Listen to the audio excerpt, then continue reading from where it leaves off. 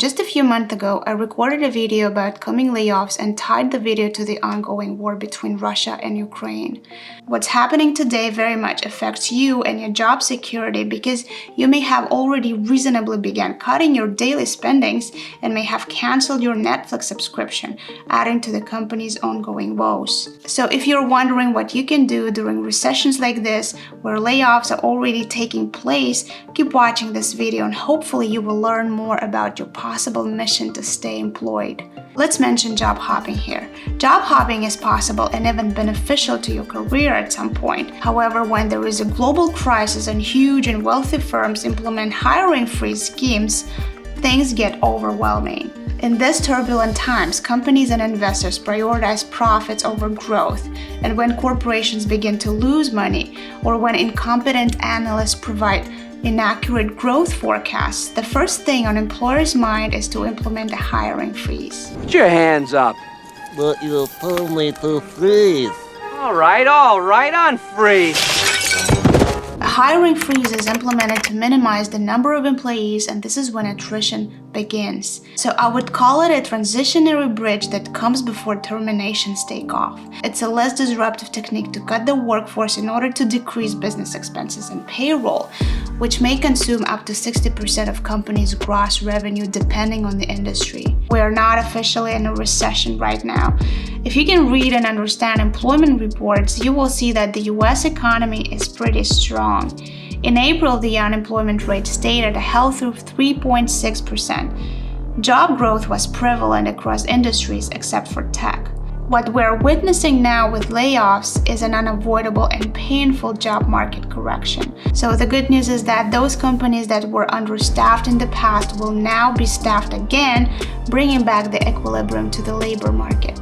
So announcing a hiring freeze also helps businesses to set objectives while retaining existing employees. In any case, winning back time before terminating staff is preferable because circumstances may change for the better, and it's easier to wait a little to see how things will stand for the company in the short run.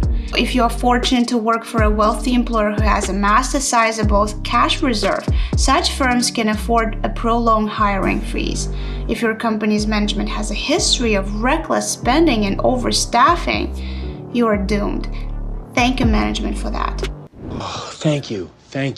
That's exactly what's happening right now with the tech industry, whose revenues and wages skyrocketed during the pandemic. So now it appears to be an inflection point, with tech unicorns discovering that they may have overstated their development trajectory, overhired, and misjudged their capacity to sustain such growth. The irony here is that some workforce that assisted firms in meeting a surge in pandemic demand is now on the chopping block when trends shift. Cameo CEO, best known for inventing Bored Ape NFT tokens, tweeted this week, "Today has been a brutal day at the office. I made the painful decision to let go of 87 beloved members of the Cameo Fameo. If you are looking to hire hungry, humble, smart, kind, curious, learning machines who love to win, and you see Cameo on their resume, look no further." So another financial technology unicorn, Robinhood, also miscalculated future market growth that forced them to lay off approximately 9% of its full-time employees, which is 300 people. From 2019 to 2022, the number of employees at Robinhood increased from 700 to 3,800 people, which is ridiculously high growth in headcount. As for the worst loser so far, Netflix reported a 200,000 subscriber drop in the first quarter of 2022. It's the first in more than a decade. This indicates that if Netflix begins to lay off its greatest new talents, losing 200K subs, a significant number of jobs will be lost in the next month when they lose 2 million paid users when they introduce their new subscription updates. If you work at Netflix, you should buckle up and close your eyes because this is going to be a wild ride until you start seeing more obnoxious commercials on the platform. At the very least, if you watch the commercials, you may feel proud of yourself for saving someone's job today. It's gonna make you proud one day, I promise you.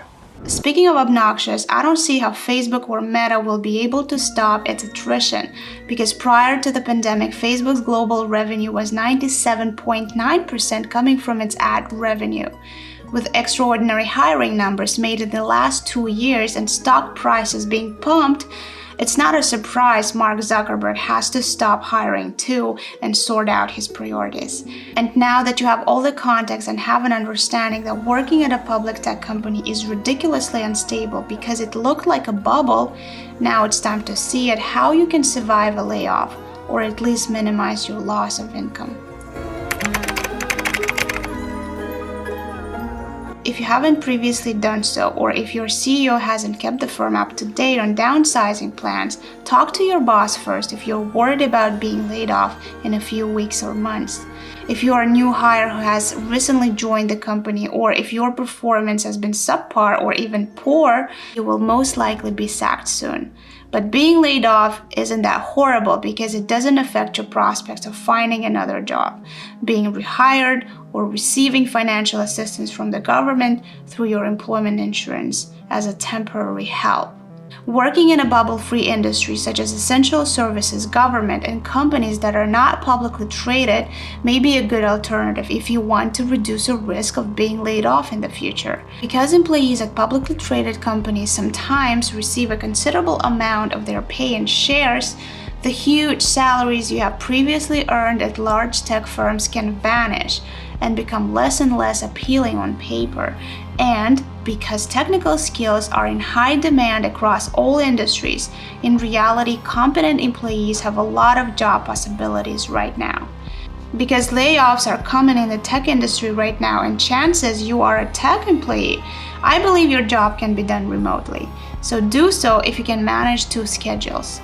Usually people with 2 remote jobs manage to work around 9 to 10 hours per day. It's not for all, I'm sure of it, but this is something that is happening right now on the job market, and I think you should know about this. The number of remote jobs has grown as well, and there is no evidence that people are unemployed or don't want to start their own businesses. There are still plenty of opportunities to stay on the float if you stop panicking. If you are not ready to leave the corporate business and become your own boss, joining a smaller scale startup with a plan to grow its business may be a good option. So it may seem counterintuitive to join a smaller firm, but working for a startup that has managed to attract investors' money to compete against the big guys should not be underestimated. Working for a smaller startup typically entails significant and regular product and service developments. Because the firm is small and has no established reputation, its primary purpose is to identify market gaps or niches that are not being filled and defend those gaps with extensive innovation. Unicorn firms like Coinbase and Robinhood were formed by creative individuals who dug deep via trial and error until they solved customer problems better than huge corporations. As a result, never underestimate the value of working for a smaller company with a less well-known brand name or a nice office. Hope you guys enjoyed the video. My name is Manshuk and I talk about jobs, money, and office. Like and sub the channel to stay educated on how companies work if you want to take a career into your own hands. Thank you guys so much for watching. I'll see you on the next one. Bye.